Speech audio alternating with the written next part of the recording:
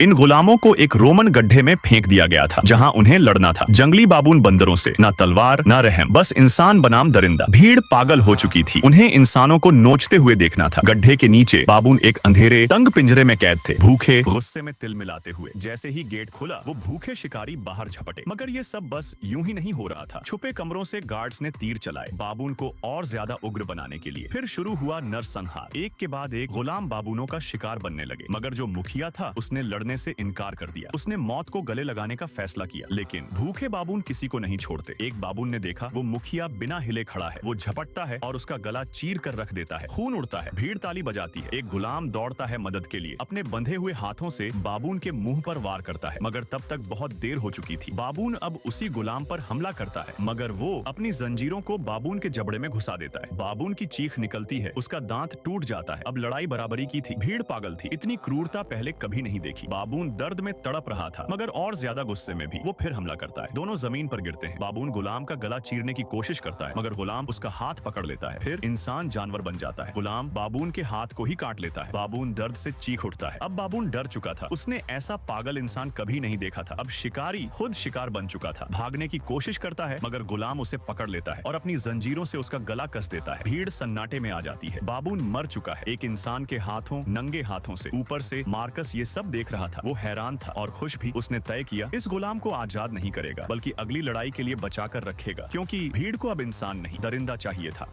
इन गुलामों को एक रोमन गड्ढे में फेंक